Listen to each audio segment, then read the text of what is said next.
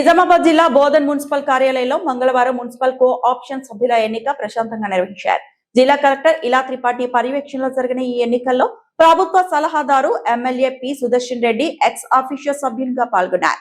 మొత్తం 39 మంది సభ్యులు హాజరై కోరం పూర్తి కావడంతో ఎన్నిక ప్రక్రియ ప్రారంభమైంది.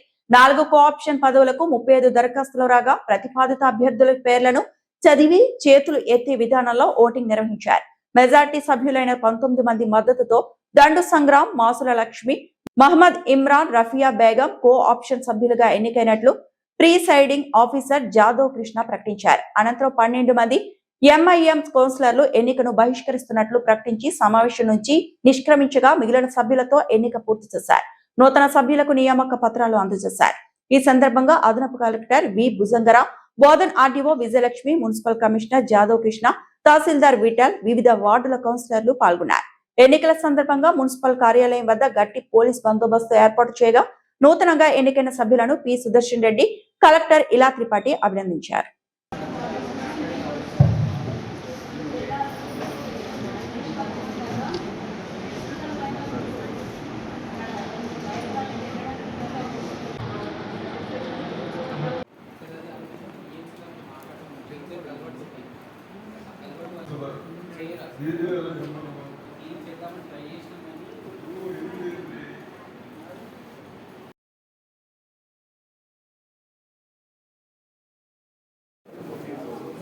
रफिया बेगम पर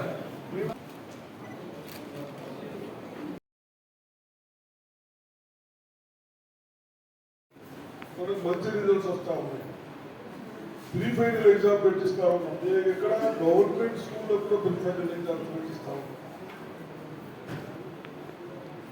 హాఫ్ ఇయర్ ఎగ్జామ్ ఉంటే 1 month బిఫోర్ ఏ సబ్జెక్ట్ అయితే తీసుకున్నారో మళ్ళీ ఆ సబ్జెక్ట్స్ మనం టీచింగ్ చేపిస్తూ ఉన్నాం. అదే టీచర్తో additional half hour 1 hour class తీసుకుంటాం.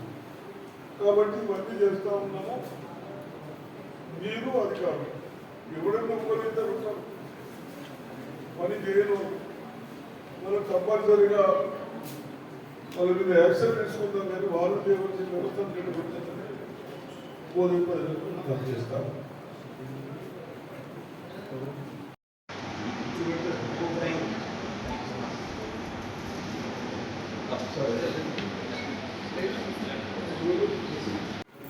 అసలు హాస్పిటల్కి వచ్చాను. హాస్పిటల్లో మన గతంలో 130 డెలివరీస్ అయితే ఉండే. అక్కడ పనికిరాలు పోయి అందరిని బెదిరించుకుంటా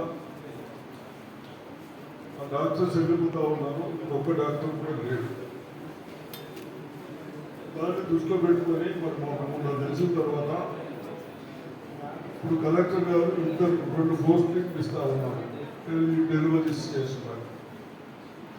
ఎవడన్నా ఒకరు ఇద్దరు మంచిగా న్యూసెన్స్ చేస్తే శ్రీ గారు నువ్వు గుర్తించుకున్న నాటాలి ఏమని చెప్పిన లోపల ఎక్కడన్నా హాస్పిటల్లో వచ్చి ఎక్కడన్నా కానీ రౌడీగా చేస్తే గంజాయి అమ్మిన, గంజాయి దాగిన ఇవన్నీ ఏంటి ఎవరో పతంగా అక్కడ పతంగ ఏంటో వాళ్ళందరికీ వాటిని ఇయ్యారు.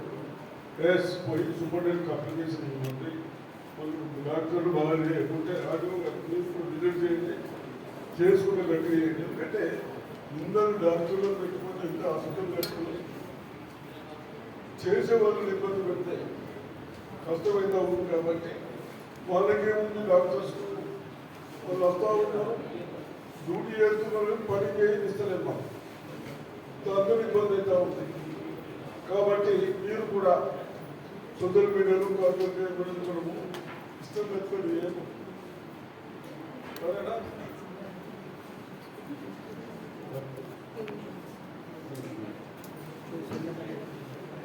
ఇప్పుడు ఆర్మూర్లో కూడా కలెక్టర్ గారు చెప్తా ఉన్నాం.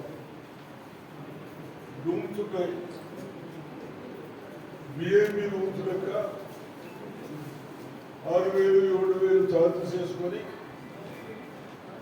పర్సెంట్ ఫ్యామిలీస్ పోయినా ఉండి మెడిసిన్స్ ట్రీట్మెంట్ ఫ్రీ ఉంటుంది. కాబట్టి అక్కడ 8 బెడ్స్ ఉంటే 7-8 బెడ్స్ ప్రతిరోజు బెడ్స్ అని అక్వేషన్ అవుతా ఉన్నాయి. మన దగ్గర కూడా మరి ఎన్ని బెడ్స్ ఉన్నాయో అవి అవి చేస్తే మీరు అందరు కూర్చొని మాట్లాడుకోండి. మాట్లాడిన అక్కడ మనం ప్రజలకు సౌకర్యం అవుతుంది.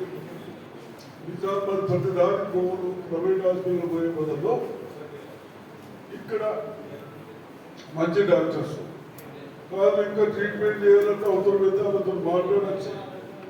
ప్రైవేట్ వాళ్ళు కూడా చేయొచ్చు కానీ అది కొద్దిగా వేరే దగ్గరికి వస్తుంది. కాబట్టి మీరు మన డాక్టర్లే మంచిగా చదువుకున్న డాక్టర్లు అనుభవం ఉన్న వాళ్ళు వాళ్ళని యూజ్ చేసుకోవాలి. మన రౌడీని బట్టి చిన్న వాళ్ళకి ఇబ్బంది అయితే మరి ఇక్కడ ఆర్డీఓ కానీ పోలీసు వాళ్ళు కానీ మీరందరూ ఒక ఎల్డర్స్గా కూర్చుని పెట్టి మనకి ఇదకుంటే మనకి పనిష్మెంట్ ఇవ్వదు. ఈ రౌడీగా కొందరు చేస్తూ ఉన్నారు. దాన్ని అలానే అంటే ఇంకొక దాంతో ఏం యూజ్ లేదు. తప్పనిసరిగా డ్రింకింగ్ వాటర్ పైపులు ఇవన్నీ కంప్లీట్ చేసుకున్నాను. నేను ముఖ్యమంత్రి గారితో మాట్లాడుతున్నా. మొత్తం స్టేట్ కంప్లీట్ చేయాలని ప్రయత్నం చేస్తూ ఉన్నాం. కాబట్టి దాంట్లో భాగంగా మనం పోలీసులు కంప్లీట్ చేసుకుని ప్రయత్నం చేస్తాం. మీరు వచ్చిన దాంట్లో ఎడ్యుకేషన్లో కూడా బాగా చేస్తూ ఉన్నారు. ఆ టీచర్లను ప్రోత్సహించండి, మర్యాదగా మాట్లాడండి. మన పిల్లలు మీ పిల్లలకు టీచింగ్ చేయండి అంటే వాళ్ళకు కూడా సంతోషం అనిపిస్తుంది. మరిన్ని అప్డేట్స్ కోసం మా ఛానల్ని సబ్స్క్రైబ్ చేయండి.